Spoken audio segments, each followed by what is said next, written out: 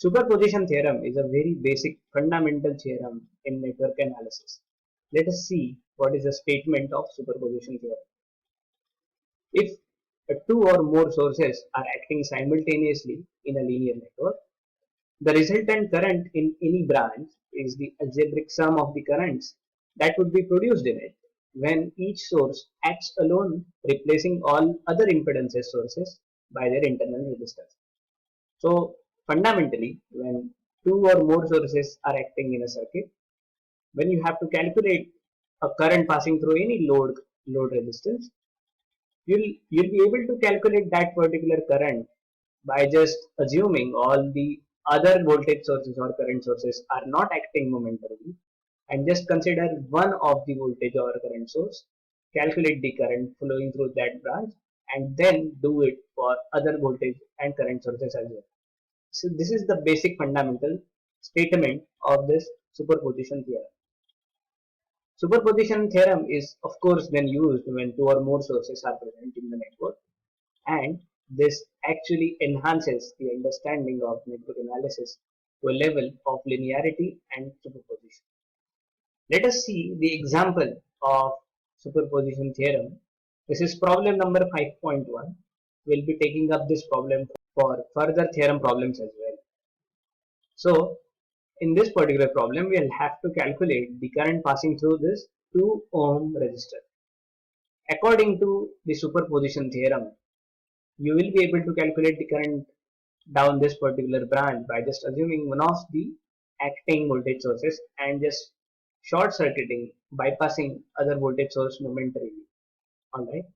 So we will be solving this problem by superposition theorem. For case 1 with 2 volt source acting only. So we are considering only this source in case 1, and in case 2 we will consider 1 volt source. So if we consider only 2 volt is acting, this source will be short circuited, and this 3 ohm resistor will only be present in the last branch. That's what we have shown here. So let us assume current I passing through 2 ohm and I1 is passing through 3 ohm, and total current driven by 2 volt source is I0. Now let us quickly calculate the total resistance that the 2 volt source is seeing. So 2 ohm and 3 ohm are in parallel and 1 ohm is in series with it. Total resistance that we get is 11 by 5 ohms. By dividing 2 volts by 11 by 5, we get I naught, which is 10 upon 11 ampere. Okay. Now this I naught bifurcates or gets divided into two branches like this, and hence the current passing through 2 ohm will be the value of 3 ohm resistor divided by 2 ohm plus 3 ohm. This is nothing but current division rule. This is current division rule. Alright.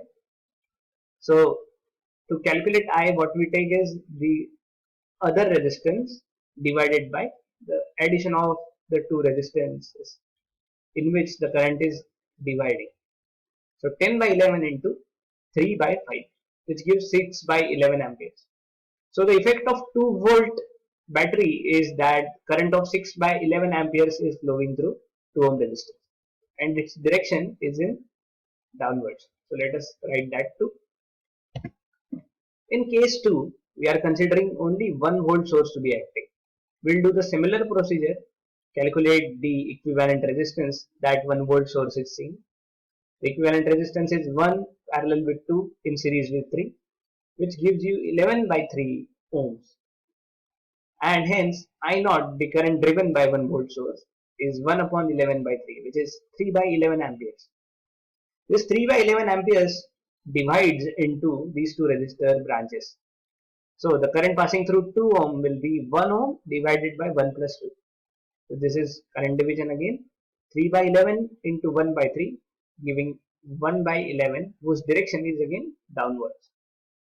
In the previous case as well, we had downward direction, and here also we have downward direction, and hence combining cases 1 and 2, the total resistance, or sorry, the total current will be 6 by 11 amperes plus 1 upon 11 amperes. We are adding them because the direction is downwards.